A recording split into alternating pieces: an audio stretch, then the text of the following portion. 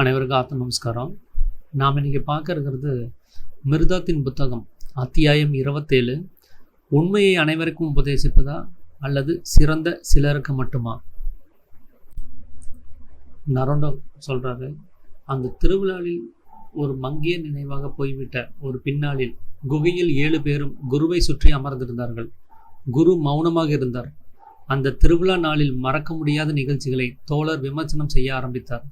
குருவின் பேச்சை எவ்வளவு உற்சாகத்தோடு கூட்டத்தினர் கேட்டார்கள் என்பதை ஒருவர் விவரித்தார்.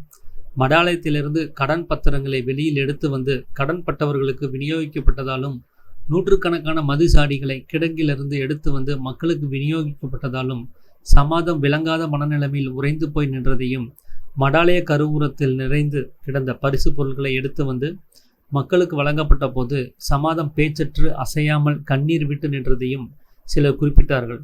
சமாதம் அவற்றையெல்லாம் என்று எதிர்பார்த்த போது அவர் எந்த எதிர்ப்பையும் காட்டவில்லை என்று சிலர் வியந்தார்கள் அப்படிங்கிறார். அதாவது அந்த திருவிழா, இதுக்கு முன்னாடி இருந்த அந்த மது திருவிழா, திராட்சை ரசம் மதுவுக்கான நன்றி செலுத்துதலுக்காக ஒரு திருவிழா ஒன்று நடந்தது. அதில் பார்த்திங்கன்னா எல்லோரும் குடிச்சிட்டு ஆரவாரம் செஞ்சுட்டு இருக்கும்போது குரு மிர்தாத் அதை எல்லாத்தையும் அப்புறப்படுத்துகிறாரு. இனிமேல் உண்மையாகவே அந்த திருவிழானா என்னங்கிறதுக்கான விளக்கம் கொடுத்து, அவனுடைய அன்பாலையும் புரிதலாலையும் நிரம்பி இருந்தால் தான் அந்த திருவிழா, இந்த குடிச்சிட்டு நம்ம இது பண்ணுறது திருவிழா கிடையாது அப்படிங்கிறத சொல்லி அவர் எல்லாருடைய கடனையும் ரத்து பண்ணி கொண்டு வந்த பரிசு பொருட்களையும் திரும்ப கொடுத்து இருக்கிற மதுஜாடிகள் எல்லாம் அவங்களுக்கு கொடுத்துட்டாரு. ஸோ இந்த நிகழ்வை பற்றி இப்போ எல்லோரும் விமர்சனம் செய்கிறாங்க.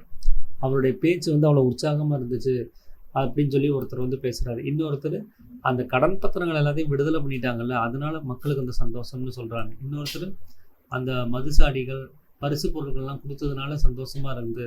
ஆனால் இதெல்லாம் கவனிச்சுட்டு இருந்த நம்மளுடைய குரு, இன்னும் மூத்த துறவி சமாதம் ஏன் எதுவுமே பேசலை அப்படின்னு சொல்லி பார்த்து ஒரு வியப்பில் எல்லாரும் இருக்கிறாங்க. பெண்ணுன் சொன்னது வேறாக இருந்தது. அன்று மக்கள் உற்சாக ஆரவாரம் செய்தது குருவின் பேச்சை கேட்டதால் அல்லவென்றும், அவர்களின் கடன் ரத்து செய்யப்பட்டதாலும் ஏராளமான பரிசு பொருட்கள் பெற்றதாலும் தான் என்றும் பெண்ணுன் குறிப்பிட்டார். உண்டு குடித்து மகிழும் இந்த சாதாரண கூட்டத்திற்காக குரு இவ்வளவு சிரமப்பட்டு தம் மூச்சுக்காற்றை விரயம் செய்திருக்க வேண்டியதில்லை என்றும் அவர் மென்மையாக குறிப்பிட்டார். உண்மையை எல்லோருக்கும் போதிப்பதில் எந்த பயனும் இல்லை, தகுதி படைத்த சிலருக்கே உபதேசிப்பதே நல்லதென்றும் அவர் குறிப்பிட்டார். மிர்தாத் சொல்கிறாரு, காற்றில் பாயும் உமது மூச்சு நிச்சயமாக யாராவது ஒருவர் நெஞ்சுக்குள் சென்று நிலை பெறும். யாருடைய நெஞ்சில் என்று கேட்காதீர்கள், அந்த மூச்சு தூயதாக இருக்கிறதா என்று மட்டும் பாருங்கள். உமது சொல் ஏதாவது ஒரு காதை கட்டிப்பிடித்து கொள்ளும். யாருடைய காதை என்று கேட்காதீர்கள், அந்த சொல் சுதந்திரத்தின் உண்மையான தூதுவனாக இருக்கிறதா என்று மட்டும் பாருங்கள் அப்படிங்கிறார். அதாவது பெண்ணுன்னு சொல்கிறது வேறு மாதிரி இருக்குது. அதாவது அவங்க முழுக்க அந்த சொற்கள்ங்கிறது அவங்களுக்கு தேவை கிடையாது. இந்த ஒரு சத்தியத்தை அவங்க அறிவிக்கிறது, அதை தெரிஞ்சுக்கிறதுக்காக அவங்க வரல.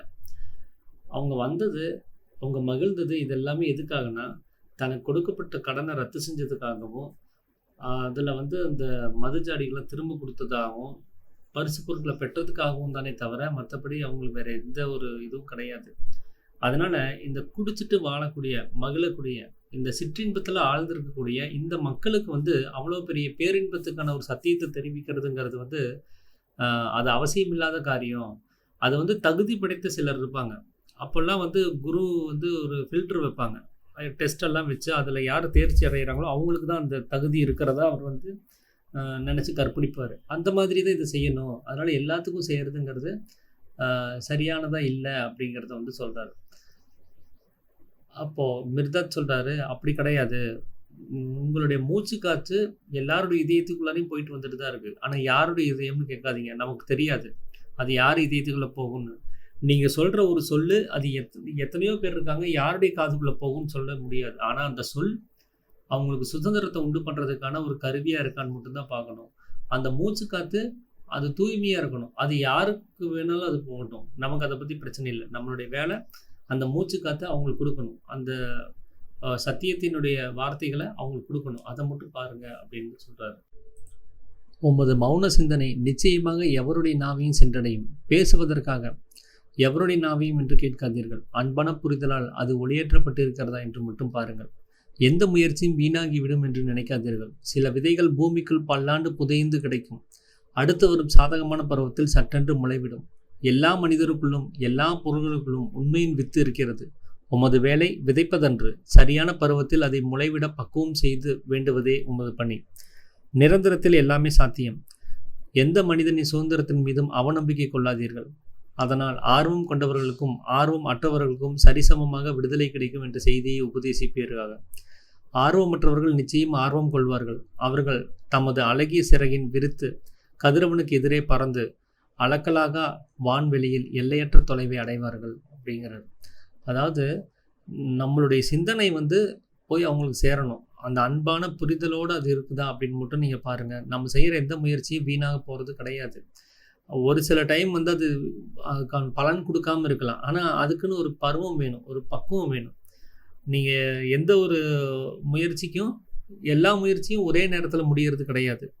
இப்போ ஒரு சைக்கிள் வாங்கணுன்னா அது கொஞ்சமாக முயற்சி பண்ணால் போதும். ஆனால் ஒரு கார் வாங்கணுன்னா உங்களுக்கு முயற்சி அதிகம் தேவைப்படுது. அதுக்கான காலங்கிறது அதிகம் தேவைப்படுது. அப்போது அந்த பருவம் அடைந்து அந்த முயற்சி பக்குவம் அடைஞ்சு அது பலனை கொடுக்கறதுக்கு கொஞ்சம் காலம் பிடிக்குது அப்படின்னா நாம் அதுக்கான காத்திருப்போடு அந்த முயற்சி தீவிரமாக செஞ்சுக்கிட்டே இருக்கணும் அப்படிங்கிறத அவர் சொல்கிறார். அப்போது நம்மளுடைய வேலை விதையை விதைக்கிறது கிடையாது. அது முளைக்கிற வரைக்கும் அதை பக்குவம் செஞ்சு அந்த விஷயத்தை கவனிச்சுட்டே இருக்கிறது தான் நம்மளுடைய வேலை. அதனால் இங்கே எல்லாமே சாத்தியம்தான். இதில் நம்பிக்கை கொண்டாலும் சரி, நம்பிக்கை கொள்ளாட்டினாலும் சரி, போட்ட விதை முளைச்சி தான் வரும். ஆனால் அதை பக்குவப்படுத்தணும் அப்படின்னா கொஞ்சம் சீக்கிரமாகவே முளைக்கும். பக்குவம் இல்லை அப்படின்னா அது மெதுவாக அது முளைக்க தான் போகுது. அதனால் கண்டிப்பாக இது மேலே இன்ட்ரெஸ்ட் இல்லாதவங்க ஒரு நாள் இன்ட்ரெஸ்ட் காட்ட தான் போகிறாங்க. அதனால் அவங்களும் ஒரு நாள் பறந்து தன்னுடைய சுதந்திர வெளியில் திரிய தான் போகிறாங்க அப்படிங்கிறத மிருதாத் சொல்கிறார். பிகாஸ்டர் சொல்கிறாரு, திருநாளுக்கு முன்பு நீங்கள் காணாமற் போனதன் மர்மம் பற்றி பலமுறை விசாரித்தும் நீங்கள் பதில் சொல்லாமற் போனது இன்று வரை எமக்கு கவலை அளித்து கொண்டே தான் இருக்கிறது. உங்கள் நம்பிக்கைக்கு நாங்கள் பாத்திரமானவர் அல்லவா அப்படின்னு சொல்லி கேட்குறாரு. மிர்தாத் சொல்கிறாரு, எனது அன்பிற்கும் பாத்திரமானவர்கள் எவரோ அவரெல்லாம் என் நம்பிக்கைக்குரியவரே. நம்பிக்கை அன்பை விட மேலானதா மிகாஸ்டர்? இதயத்தை கொடுப்பதில் நான் வரைமுறை இல்லாதவன் தானே. நான் சில விரும்பத்தகாத விஷயங்களை சொன்னேன் என்றால் அது சமாதம் தமது தவறுக்கு வருந்துவதற்கான கால அவகாசம் கொடுப்பதற்காகத்தான். திருவிழாவுக்கு முன்தினம் சமாதம் தான் 2 அந்நியர்களை கொண்டு என்னை அந்த குகையிலிருந்து பிடித்து சென்று இருட்குழியில் தள்ளச் செய்தார். பரிதாபத்திற்குரிய சமாதம். அந்த இருட்குழி தனது பட்டுக்கரங்களால் தாங்கி எடுத்து எனக்கு மந்திர ஏணியையும் வைத்து கொடுக்கும் என்பது பாவம் அவருக்கு தெரியாது அப்படிங்கிறார். அப்போ மிகாஸ்டர் கேட்குறாரு, நீங்கள் திருவிழாவுக்கு முன்னாடி காணாமல் போயிட்டீங்க, அதை பற்றி நீங்கள் வாய் திறந்து சொல்லவே மாட்டேங்கிறீங்க. அதெல்லாம் எங்களுக்கு கவலையை கொடுக்குது. ஏன்னா ஒரு சில விஷயங்கள் நீங்கள் மறைக்கும் போது எங்கள் மேலே உங்களுக்கு நம்பிக்கை இல்லையோன்னு எங்களுக்கு தோணுது அப்படின்னு சொல்கிறார். அப்போ மிர்தாத் சொல்கிறாரு, என்னுடைய அன்புக்கு யாரெல்லாம் பாத்திரமானவர்களோ அவங்க எல்லாம் நம்பிக்கைக்குரியவர் தான். நம்பிக்கை ஒன்றும் அன்பை விட ரொம்ப பெருசெல்லாம் கிடையாது. அதனால் நான் என்னுடைய அன்பை கொடுக்குறதுல வரைமுறை இல்லாமல் கொடுக்குறேன். அப்போ அது மேலே நம்பிக்கை இல்லாமல் கிடையாது அப்படிங்கிறத சொல்கிறார். இருந்தாலும் இப்போ அவர் சொல்கிறார், அது என்னென்னா, சமாதம் ஒரு 2 பேரை வச்சு மிர்தாத்தை அந்த குகையிலேருந்து கீழே இருக்கிற பள்ளத்தில் தள்ளி விட்டார். ஆனால் சமாதத்துக்கு தெரியாது அந்த பள்ளமே நமக்கு ஒரு மந்திர ஏணியை கொடுத்து நம்மளை மேலே ஏற்றி விடுவோம்னு சொல்லி தெரியாமல் போச்சு. அதனால் இவனை கீழே தள்ளி விட்டா இதோட அவன் முடிஞ்சான் அப்படின்னு நினச்சி அந்த வேலையை தவறாக புரிஞ்சுக்கிட்டு செஞ்சுட்டாரு அப்படிங்கிறத சொல்கிறார். நரோண்டா சொல்கிறார், அதை கேட்டு நாங்கள் திகைப்பால் வாயடைத்து போனோம். அந்த நரக படுகொலையிலிருந்து அவர் எவ்வாறு வெளியேறினார் என்று நாங்கள் யாரும் கேட்க துணியவில்லை. சற்று நேரம் யாரும் பேசவில்லை. ஹிம்பல் சொல்கிறாரு, நீங்கள் சமாதத்தை நேசிக்கிற போது அவர் ஏன் உங்களுக்கு தீங்கு செய்ய வேண்டும் அப்படின்னு. மிர்தாத் சொல்கிறாரு, என்னை அவர் தண்டிக்கவில்லை, சமாதத்தை தண்டித்து கொண்டார் அப்படிங்கிறாரு. கண் பார்வையற்றவருக்கு மேலான அதிகாரம் கொடுத்தால் அவர்கள் பார்வையுள்ள அனைவர் கண்களையும் பிடுங்கி விடுவார்கள். அவர்களுக்கு பார்வை வர வேண்டும் என்று பாடுபடுபவர் கண்களையும் கூட பிடுங்கி விடுவார்கள். அடிமைக்கு ஒரு நாள் அதிகாரம் கொடுத்து பாருங்கள், அவன் உலகத்தையே அடிமையாக்கி விடுவான். அவனது கை கால் விலங்குகள் தகர்த்து அவனுக்கு விடுதலை அளித்தவனுக்கும் தான் முதலில் கை விலங்கு கால் விலங்கு போட்டுவான் அப்படின்னு சொல்றாரு. அப்போ நீங்க இந்த விஷயத்தை கேட்ட உடனே அந்த நரோண்டா பதிவு பண்றாரு அந்த ரெஜிஸ்டர்ல, எல்லாரும் நாங்கள்லாம் வாயடிச்சு போயிட்டோம், எப்படி நீங்கள் தப்பிச்சு வந்தீங்கன்னு கேட்க கூட எங்களால் முடியல. கொஞ்சம் நேரம் அந்த வாயடைப்பில் நாங்கள் அமைதியாகவே இருந்தோம். அப்புறம் ஹிம்பல் கேட்டார், நீங்கள் இவ்வளோ தூரம் அந்த சமாதத்தை நீங்கள் நேசிக்கும் போது ஏன் அந்த சமாதம் உங்களுக்கு தீங்கே செஞ்சுட்ருக்கிறாரு அப்படின்னு. மிர்தாத் சொல்றாரு, அவர் எனக்கு தீங்கு செய்யல, அவர் அவருக்கே தீங்கு செஞ்சுக்கிறாரு அப்படின்னு சொல்றாரு. அப்போ அவரு ஒரு உதாரணம் சொல்றாரு. ஒரு கண் பார்வையற்றவனுக்கு நீங்க கண்ணு குடுத்துட்டீங்கன்னா, இந்த உலகத்துல இருக்கிற எல்லாருடைய கண்ணையும் பிடுங்கி விடுவான். ஏன்னா, அவன் இவ்வளவு நாள் கண் பார்வை இல்லாம இருக்கிறான் இல்லையா? அந்த பாதிப்பை எல்லாத்துக்கும் தெரியப்படுத்தணும், பழி வாங்கணும் அப்படிங்கிற மாரியான ஒரு நடவடிக்கையா இருக்கும். ஒரு அடிமைக்கு நீ அவனுடைய விலங்குகள் எல்லாம் அவிழ்த்து பாருங்க.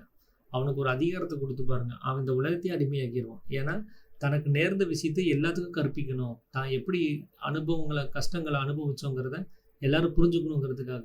அதுக்காக அவனுக்கு கண்ணு குடுத்தவனுக்கும், அவனுடைய கைவிலங்க கழட்டினவனையும் அவன் சும்மா விடமாட்டான். அத்தனை பேருக்குமே அந்த தண்டனைய அவன் குடுக்க ஆரம்பிச்சிருவான் அப்படிங்கிறத சொல்றாரு. எந்த வகையில் வந்ததாக இருந்தாலும் உலகின் அதிகாரம் என்பது போலிதான். அது கச்சைவாரி இறுக்கி கட்டி உடைவாளை உயரத் தூக்கி ஆரவாரமாக ஊர்வலம் போகும். தனது பொய்யான இதயத்தை யாரும் பார்த்துவிடக் கூடாது என்பதற்காக அதனுடைய ஆடும் அரியணை துப்பாக்கிகள் வேல்கள் மீது நிறுவப்பட்டது. அதன் இதயம் நிறைய தற்பெருமை. அது தாயத்துகளாலும் மாந்திரிக சின்னங்களாலும் அலங்கரிக்கப்பட்டுள்ளது. வியப்புடன் பார்ப்பவர் முன் அதன் கேடுகெட்ட வறுமையை மறைப்பதற்காக அந்த அலங்காரங்கள். அநியாய அதிகாரங்கள் செலுத்துகிறவன் அப்படித்தான் அந்தகனாகவும் சபிக்கப்பட்டவனாகவும் இருப்பான். அவன் தன் அதிகாரத்தை ஆதரிப்பவர்களையும் எதிர்ப்பவர்களையும் அழித்து கடைசியில் தன்னை அழித்துக் கொள்வான். அவனுடைய அதிகார மோகம் நிரந்தரமாக அவனுக்குள் கொந்தளித்துக் கொண்டிருப்பதுதான் அதற்கு காரணம். அதிகாரம் கொண்டவர்கள் அதை தக்க வைத்துக் கொள்வதற்காக எப்போதும் போராடி கொண்டே இருப்பார்கள். மற்றவர்களோ அதிகாரத்தை எப்படி பறிப்பது என்று போராடி கொண்டே இருப்பார்கள். கடவுள் ஒரு கட்டாக கட்டி வைக்கப்பட்டு விடுவதால் மனிதன் போர்க்களத்தில் நிற்கதியாகி அன்பற்று விடப்பட்டு நசுங்கி சாவான் அப்படிங்கிறார். அப்போ ஒரு அதிகாரம்ங்கிறது எப்படி வந்தாலும் சரி, மக்களே உங்ககிட்ட வந்து கொடுத்தாலும் சரி, இல்லை நீங்க மக்கள் அடிமைப்படுத்தி ஒரு அதிகாரத்துக்குள்ள வந்தாலும் சரி, அது போலிதான். ஏன்னா அந்த அதிகாரம்ங்கிறது ஒரு தற்பெருமையை உண்டு பண்ணுது. அந்த பெருமை எப்படின்னா தன்னுடைய பயத்தையும் தன்னுடைய வறுமையையும் தன்னுடைய இயலாமையையும் மறைக்கிறதுக்கான ஒரு வேஷமா அது வந்துடுது. அங்க வந்து நீங்க மற்றவங்க எல்லாருமே தனக்கு கீழே இருக்கணும், தான் மேலே இருக்கணுங்கிற அந்த எண்ணம் அங்கே வந்துடும். அங்கே சரிசமமா யாரையும் உன்னால் பார்க்க முடியாது. அந்த அதிகார மோகம் வந்து எப்பவுமே நம்மளுடைய அந்த பலத்தை வந்து தக்க வச்சுக்கணும், மற்றவங்க நம்மளுக்கு பயப்படுற விஷயத்த நம்ம தக்க வச்சுக்கணுங்கிறதுலே இருப்பாங்க. ஆனால் மற்றவங்க அந்த அதிகாரத்துக்கு நம்ம போகணும், அவனை கீழே தள்ளணும் அப்படிங்கிறதுலேயே அவங்களும் போராடிட்டே இருப்பாங்க. அப்போ இந்த அதிகாரங்கிறது ஒரு போர்க்களம் மாதிரி. இவனை ஜெயிக்கிறதுக்கு இன்னொருத்தர் இருப்பான், அவனை ஜெயிக்கிறதுக்கு இன்னொருத்தர் இருப்பான், இப்படி ஒவ்வொருத்தரும் சண்டை போட்டுக்கிட்டே இருப்பாங்க. இதுக்கெல்லாம் காரணம் என்னன்னா, கடவுள் எல்லாத்தையும் ஒரு ஓரமாக வச்சுட்டாங்க. கடவுளை பற்றி சதா சிந்திக்கிறது கிடையாது. எப்போ பிரச்சனை வருதோ அப்போ மட்டும்தான் சிந்திக்க வேண்டிய நிலைமையில இருக்கு. அதனால கடவுள் தன்மையை அவனுக்கு அவசியமே இல்லாததா போச்சு. அவனுடைய அகங்காரம், அந்த நான்கிற அந்த தன்மையே போதும், தன்னுடைய தற்பெருமையே போதும், அவனுடைய அறியாமையே போதும் அப்படின்னு அவன் நினச்சிக்கிறான். அது கூடயே அவன் வந்து சதா தன்னுடைய வாழ்க்கையை அவன் ஓட்டிக்கிட்டே இருக்கிறான். அப்போ அந்த கடவுளுடைய தன்மை இல்லாததுனால, அந்த அன்பு இல்லாததுனால, அந்த புனித புரிதல் இல்லாததுனால அவன் போர்க்களத்தில் நிர்கதியாகி அவன் அங்க நசுங்கி சாக வேண்டிய அவசியம் ஏற்படுது அப்படின்னு சொல்றாங்க. போரின் முகமூடியை கலற்றி அதன் அருவருப்பான பேய் முகத்தை வெளிப்படுத்த எந்த வீரனாலும் முடியாது. போர் அந்த அளவுக்கு இரத்த வெறி கொண்டது. வீர் துறவிகளை, நான் சொல்வதை நம்புங்கள். அதற்கு எதிராக கஞ்சுமிட்ட கூட எந்த அதிகாரத்தாலும் முடியாது. புனித புரிதல் என்னும் விலை மதிப்பெற்ற ஒரு அதிகாரம் தவிர எந்த தியாகமும் புரிதலுக்கு பெரிதென்று. ஒரு முறை அதை அடைந்து விட்டால் காலமுள்ளவரை அதை இறுக பற்றி கொள்ளலாம். உலகத்தின் படைகள் எல்லாம் அடிப்பணியத்தக்க அதிகார சொற்களை அது உங்களுக்கு வணங்கும். உலகம் நினைத்து கூட பார்க்க முடியாததும் அனைத்துலக அதிகாரங்களை விடவும் அதிகம் ஆசீர்வதிக்கப்பட்டதுமான ஒரு அம்சம் அது. உமது செயல்கள் அனைத்தையும் அது ஆசீர்வதிக்கும். அது புரிதலே இதன் கேடயம், அன்பே இதன் வலிய கரம். இது தண்டிப்பதும் இல்லை, பயமுறுத்துவதும் இல்லை. வறண்ட இதயங்களின் மேல் குளிர்ந்த பனித்துளி போல் விழுவதும் இது. இதை அருந்தியவர்களுக்கு மட்டுமல்லாமல் அருந்தாதவர்களையும் ஆசீர்வதிக்கும். இந்த புனிதமான புரிதல் காரணம் இதன் உள்ளாற்றல் சர்வ நிச்சயமானது. எந்த வெளியாற்றலாலும் இதை திசை மாற்றி விட முடியாது. காரணம் இது அச்சமற்றது. ஒரு மனிதன் மேல் ஒரு ஆயுதம் திணிக்கப்படும் அச்சத்தை அது அடித்து தடுத்து திகைத்து வைத்து விடுகிறது அப்படிங்கிறது. அப்போ அந்த அந்த போர்க்களத்துல உங்களுடைய விஷயத்தை மாற்றணும் அப்படின்னா அது இங்க இருக்கிற எதனாலையும் முடியாது. இந்த உலகத்துல படைக்கப்பட்ட எந்த விஷயத்தையும் அந்த அறியாமைங்கிற அந்த போர்க்களத்துல இருந்து உங்களை விடுவிக்க முடியாது. அதுக்கு அந்த அன்பும் அந்த புரிதலும் இல்லாம அது உங்களால சாத்தியமாகாது. அந்த புனித புரிதலுக்குள்ள நீங்க போயிட்டீங்கன்னா ஒரு முறை போயிட்டா போதும். அதை ஒரு முறை நீங்கள் அதை அடைஞ்சிட்டிங்கன்னா போதும். அப்புறம் உங்களுக்கு எப்போவுமே அது உங்களுக்கு பாதுகாவலாக இருக்கும். நீங்கள் அதுலேருந்து தப்பிக்கிறதுக்கான ஒரே வழி அதுதான். அதனால இந்த துப்பாக்கி மேலேயும் இந்த வீரர்கள் மேலேயும் திணிக்கப்படக்கூடிய அதிகாரத்தினால அந்த அறியாமையை நீக்கிட முடியாது அப்படிங்கிறத அவர் வந்து சொல்கிறார். அது மட்டும் இல்லாமல் அதுதான் நமக்கு கேடயமாக இருக்குதுங்கிறார். அந்த புனித புரிதல் வந்து நமக்கு எந்த தண்டனையும் கொடுக்கறது கிடையாது. அதை நம்மளை பயமுறுத்துறது கிடையாது. அதுக்கு பதிலாக நமக்கு வந்து ஒரு புனித புரிதலை கொடுக்குது. அதுதான் ஆசீர்வாதமாக இருக்குது. அது வந்து நம்பிக்கை உள்ளவராக இருந்தாலும் சரி, நம்பிக்கை இல்லாதவராக இருந்தாலும் சரி, எல்லாத்துக்குமே அது வந்து கொடுக்குது. அது எப்படின்னா, அதுக்கு எந்த ஒரு காரணமும் கிடையாது. யார் மேலே இது கொடுக்கணும், யார் மேலே கொடுக்கக்கூடாதுன்ட்டு. அது எல்லாத்துக்குமே இருக்குது. அது யாரும் எடுத்து பருகாததுனால கிடைக்கிறது ஒரு சிலர், கிடைக்காதது ஒரு சிலர்னு இருக்காங்க. அது பொழிகிறதுக்கு ரெடியாக இருக்குது. நாம் அதை விட்டு தள்ளி நிற்கிறோம். நீங்கள் தள்ளி நிற்காமல் அது பக்கத்தில் வந்தீங்கன்னா அந்த புனித புரிதல் தன்னுடைய அன்பையும் சமாதானத்தையும் ஆனந்தத்தையும் நம்ம மேலே அது பொழியறதுக்கு ரெடியாக தான் இருக்குது. அதனால் ஒரு மனிதனுடைய ஆயுதத்தை நினச்சி, போரை நினச்சி, அதிகாரத்தை நினச்சி இருக்கக்கூடிய அச்சத்தை இது ஒன்றுமில்லாமல் பண்ணிடும் அப்படிங்கிறத சொல்கிறார். இந்த உலகம் புரிந்து கொள்ளுதலில் மிக மிக பின்தங்கியுள்ளது. அதனால் உலகம் தனது வறுமை போலி அதிகாரத்தின் பின்னால் மறைந்து விடுகிறது. போலி வேட அதிகாரமோ தற்காப்பு மோதலுமாக போரிடுகிறது. மற்ற போலி அதிகாரத்தோடு உறவு வைத்துக் கொள்கிறது. இவை இரண்டும் சேர்ந்து அச்சத்தையும் அதிகாரத்தோடு அனுப்பி வைக்கின்றன. அதனால் அந்த அச்சமே அவை இரண்டையும் நாசம் செய்துவிடும். பலவீனர்கள் தமது பலவீனத்தை பாதுகாக்க மற்ற பலவீனர்களோடு சேர்ந்து கொள்கிறார்கள் அல்லவா? அப்படித்தான் உலக அதிகாரமும் காட்டு மிராண்டித்தனமும் கைகோத்து அச்சத்தின் கீழ் அணிவகுத்து நிற்கின்றன. அறியாமைக்கு இவை வரி செலுத்துகின்றன. அந்த வரிகளே போர்களும் இரத்தமும் கண்ணீரும். இப்போது அறியாமை அன்பாக புன்னகைத்து நல்ல காரியம் செய்தீர்கள் என்று பாராட்டுகிறது. நல்ல காரியம் செய்தா என்று சமாதம் தமக்கு தாமே சொல்லிக் கொண்டார். மிர்தாத் தன் இருட்டுக்குழியில் தள்ளிய போது அவர் தம்மை தாமே அதில் தள்ளி கொண்டு விட்டதை அவர் கொஞ்சமும் உணரவில்லை. மிர்தாத்தை தாங்கிக் கொள்ளக்கூடியதென்று அந்த குழி அதன் வழுக்கு சுவர்களையும் அடியாளத்தையும் அளந்து பார்க்க சமாதம் அதற்குள் இறங்கி படாதபாடு படுகிறார் அப்படிங்கிறார். அப்போ இந்த உலகத்துல இருக்கிற அதிகாரம் அது என்ன பண்ணுதுன்னா, ஒரு அதிகாரத்தையும் இன்னொரு அதிகாரத்தையும் கூட்டு சேர்ந்து அதை வந்து ஒரு மோதலுக்கு தயாராகுது. 2 நாடுகளும் சேர்ந்து இன்னொரு நாடு அடிக்கிற மாதிரி.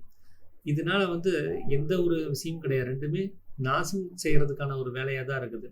அந்த அறியாமை என்ன பண்ணுதுன்னா, அந்த புனித புரிதலை நமக்கு கொடுக்காமலே அவங்கள அறியாமையிலே வச்சிருந்து அவங்கள இதே மாதிரி சண்டை சச்சரவோட, அவங்க கண்ணீரோட, அவங்கள வந்து ரத்தத்தோட, அந்த போரோடையே இருக்க வைக்கிறதுக்கான எல்லா வேலையும் செய்யுது.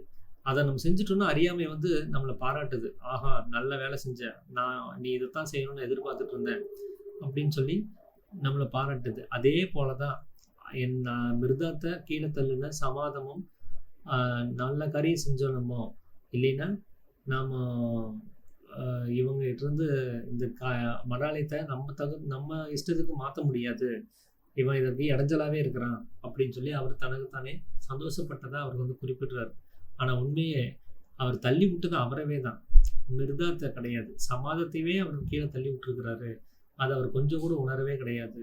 அந்த குழிங்கிறது என்ன, மிருதாத்துங்கிற ஒரு குருவை கீழே தள்ளி விட்டாலும் அதைய அவரை அடியாளத்தை வந்து போய் அடையிறது கூட அந்த குரு அந்த குழி வந்து விட போறது கிடையாது. அது உடனே அதை அவரை காப்பாற்ற தான் போகுது. அது வந்து இந்த சமாதத்துக்கு தெரியாது. ஆனா சமாதம் என்ன பண்ணிட்டாருன்னா, அவரே தானே விழுந்து அந்த அடியாளத்தை பார்க்கணும்னு முடிவு பண்ணிட்டாரு போல இருக்குது அப்படின்னு நம்ம குரு மிருதாத் வந்து சொல்றாங்க. ஒரு பகட்டு சிற்றணி உலக அதிகாரம் படைத்தது. புரிதல் பெறாதவர்கள் அந்த அணியையே அணிந்து கொள்வார்கள். ஆனால் நீங்கள் எவர் மீதும் உங்களை திணிக்க முடியாது. அவ்வாறு அதிகாரத்தால் திணிக்கப்பட்டால் அதே அதிகாரம் விரைவில் உங்களை வெளியே தள்ளிவிடும். மனிதர் மீது அதிகாரத்தை திணிக்காதீர்கள். எல்லாம் அறிந்த சக்தியே எஜமானன். மனிதர்கள் எல்லாம் தனது வாழ்வுடனும் பொருள்களுடனும் சங்கிலிகளால் பிணைப்புண்டு கிடக்கிறார்கள்.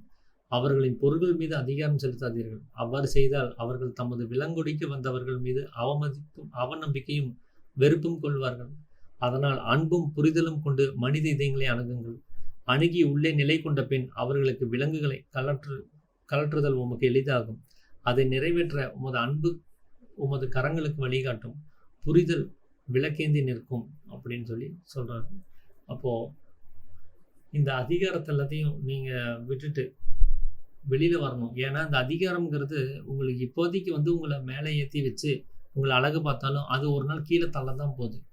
ஏன்னா அந்த அதிகாரத்தை பிடிக்கிறதுக்கு இன்னும் பல பேர் அங்கே காத்துட்ருக்குறாங்க.